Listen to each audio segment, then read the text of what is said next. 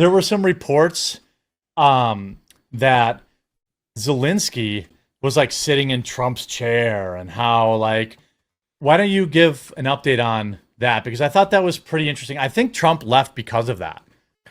Trump did not want to meet with Zelensky. Trump left because of a meeting with the National Security Council. Now, the French president, Emmanuel Macron, a former Rothschild banker who loves foreign conflict, came out and retweeted the statement that you sent out saying Trump is on his way to do a ceasefire. Trump responded saying he doesn't know what I'm doing. I'm not doing a ceasefire. But he is. And he left for the National Security Council meeting to have with all of his staff. He was supposed to release a statement, according to a lot of the kind of White House sources. Which never happened. And again, it was no White House sources that were saying that. It was just anonymous sources on the internet. Donald Trump is going to address the nation immediately. That was and then all of them deleted it. Mm-hmm. Did you notice that? There was no reporting from the White House that Donald Trump was going to do they tried to frame it like he was going to have an emergency press conference with the nation to declare war, and that was never going to happen. Like, I am imploring, unless you're like Luke and you want to dedicate all day, and you can dedicate all day to sussing out what's real and what's not. Right now is the worst time to be on X. Yeah, it is literally like, it is toxic. It is very bad. It's like, war is now. War is not happening. Mm-hmm. War is definitely happening. War is, happened already, and we don't even know it. And it's like, and then everyone is like, sources. Like, it's like, okay, well, cool. Maybe this is why, certain platforms demonetize like wartime content and all that kind of stuff. Because it's like, come on, guys. Like, we're not even trying to suss out any real sources. Where does this, do you think, Hannah Claire, that this stuff with Israel and Iran now is going to Russia, I would assume, is going to pounce on this, because like the eye of Sauron is now on Iran, not on Russia, Ukraine. Yeah. It seems like Russia's ramping up the attacks, and I would too if I were them. Right? I mean, I would assume anytime that the U.S. or any of the other European nations are distracted, Russia is likely to use it for their own opportunity, whether you like Russia or not. The reality is that I think more people are invested in what Israel is doing than Iran, Ukraine, Taiwan, China. Like, it is such a major source of interest for so many people that it would be difficult for Zelensky to re-engage a national attention. I mean, with the last devastating bomb strike, there was this blip where it kind of came back on everyone's radar. But to be honest, I just think, and this is sort of a cruel or cold way of saying it, but I just don't think he'll ever get the international attention that he wants. And unfortunately, if you want Ukraine to keep its land or have a certain outcome, it's less likely. I also think that it's sort of foolish of Zelensky to there was an article by The Guardian that's obviously so sympathetic to Zelensky, being like, he flew 5,000 miles to the G7 summit. Wow. Wouldn't even prioritize meeting with him. Like, they haven't met, at least 3 or 4 times that I can think of. It's not like he had the ear of the former U.S. President Joe Biden. Like, Zelensky has had so much time, and it seems like he either intentionally squanders it or is bad at his job. But unfortunately, he can't be removed from his position because they suspended elections because they're at war. I mean, that seems normal. Yeah, right? So yes, it's totally separate from what you asked me, but I do think that there is likely to be a push from Russia while everyone's hands are tied up and everywhere else, because it's not just the U.S. I mean, the UK is getting involved with Israel, Iran. There are tons of countries that are. Can you explain in depth why that is? You are the expert on that. Oh, you were telling Luke and I. You were telling Luke and I earlier about how. I never talked to either one of you outside this show. About how Israel has all the support and all the help from everybody.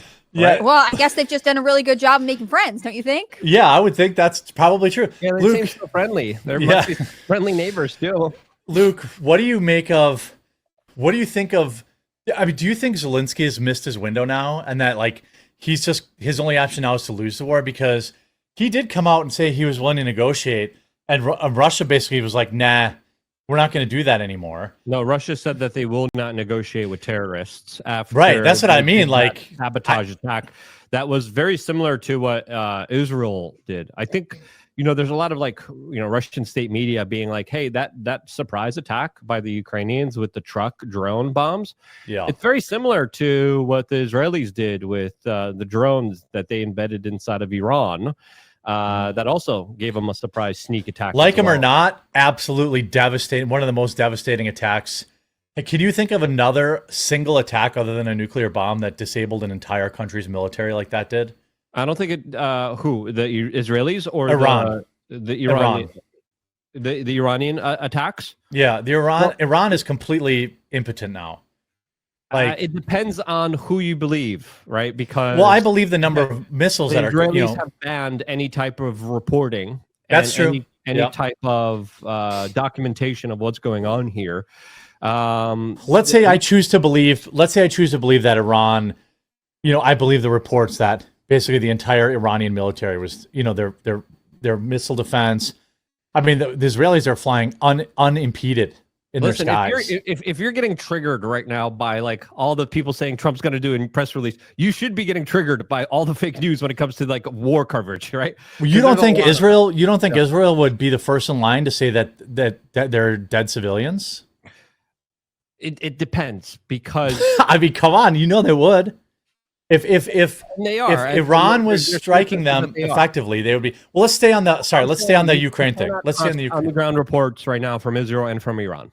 That's true. Right? I agree. Let's stick to Ukraine. This is the Jeremy fog loves of war. Middle East. He can't get away. Yeah. This is the fog of war, and there's a lot of disinformation out there, and a lot of people just trying to send out the right signals. So exactly what's happening on the ground, we do not know. Are the Israelis more impressive militarily? Of course, because they have the full backing of the United States. I mean, the pagers was they have pretty. The United States satellites. They have their information. They have their defense. And right now, it's the Germans, the British, and the Americans that are sending significant military hardware around Israel and shooting down any type of missiles that are being sent towards Israel. But we did the same thing for Ukraine, though, and how come it didn't work out differently for them? Because it's not the United States taking an active role in it. Oh, here we go. Listen, no, I'm being serious. The United States didn't put out an aircraft carrier outside of Odessa and shoot down missiles that the Russians are sending. Right? Yeah, we only sent them Patriot missile defense systems, set them up for them, trained them, and kept them loaded with our missiles that would do that. Now we're taking it away though, and we're giving it to Israel.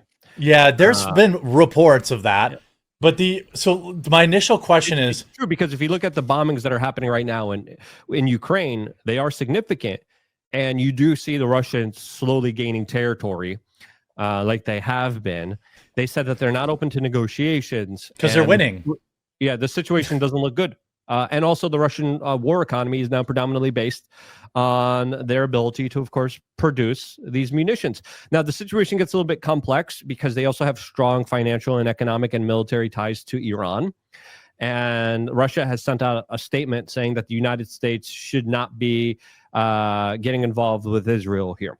Yeah, everyone keeps saying that, but no, I don't want to go back to that. Let's stay on Ukraine.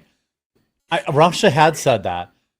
But obviously, Russia is involved with Ukraine, and obviously Russia is involved with Israel. Everybody knows the level at which they're involved, yet they keep saying, don't get involved. It's like, these are just empty words. And it's like they keep saying, well, if you cheat on me one more time, I'm going to leave you. It's like... Jeremy, all friends spy on each other. Come on. I forgot. Yeah, it's normal then. And it's actually okay. As a conservative, this is actually a good thing. Because I get $2 million from AIPAC, and they say it's a good. There's a laundry list of. So I want to we're bouncing over. I would say, I think it is my opinion that this is about the end for Ukraine now. Now their only option is to concede. That's my opinion. Same with Iran, I think. Yeah, right. I mean, no matter what level of, what degree that other people are involved, Iran can only concede now. And Ukraine can probably only concede that land that Russia wants. That's the only way you're going to get an end to this war. It might not even be enough right now, to be honest with you. If you're Russia, the Russians are like, we're not negotiating with terrorists. You guys did a terrorist attack on us. and we no longer want to even negotiate. We're going to just continue this war. And now, with the situation unfolding in the Middle East as it is right now, this is the perfect opportune time. Yeah.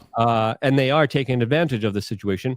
And that's why, there's also a potential situation that could unfold at any moment between Taiwan and China and Pakistan as well. So, Dave Rubin came out and released a statement saying, "Oh, I can't wait to hear." Yeah. Well, what are all these people fear-mongering about? I think, the biggest fear-mongers are people telling us that Iran is going to strike New York. Those are the biggest fear-mongers, number one. Mm-hmm. Yeah. But he's like, these Alex Jones and Tucker Carlson are warning about the potential World War III. Now, again, I'm not saying World War III will happen. Some people are arguing we're already in World War III. It's kind of a catch-all term, basically, for like a large-scale global conflict. We're closer towards it with this decision and our involvement in the Middle East like we are.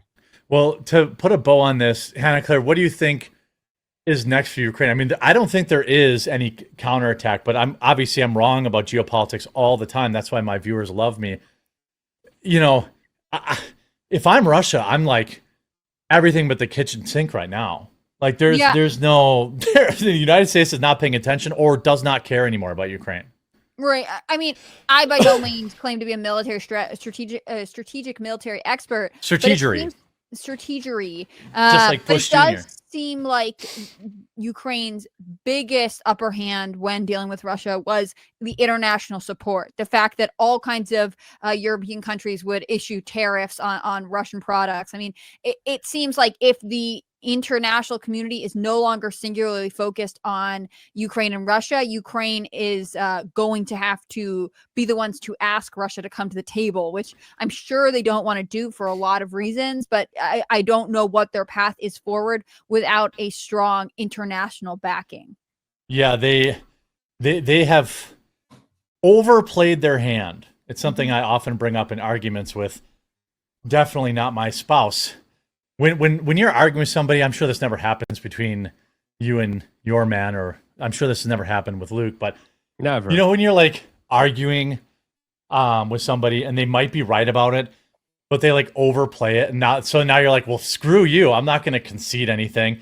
It sounds like the show earlier on today. Yeah, but like that's what I think Ukraine overplayed its hand when they had Joe Biden pumping money in there. They should have figured out how to negotiate what was best at that time. Now, everyone in America has Ukraine war fatigue. They have no PR. The UK said they're going to back them. What is the UK going to do? Send a bunch of their immigrants over to take advantage of the young girls over there? Like pretty much. They don't have anything to provide. Yeah. Iran and Ukraine just announced that they are opening up dual citizenship programs to allow people to come in and get citizenship now. So they could go die for them? Yeah, this is the BlackRock State Street program. They signed contracts with all these big financial institutions, and a part of the contracts means that after the war, they're going to have open borders, and they're going to be a sanctuary country for people to come on in. And Zelensky openly talked about this, how he's going to be replacing a lot of the young Ukrainians with new people coming into this country that are going to make it very diverse. But I thought he was a patriot. I thought he loved Ukrainians and their place in the world. He obviously super loyal to them.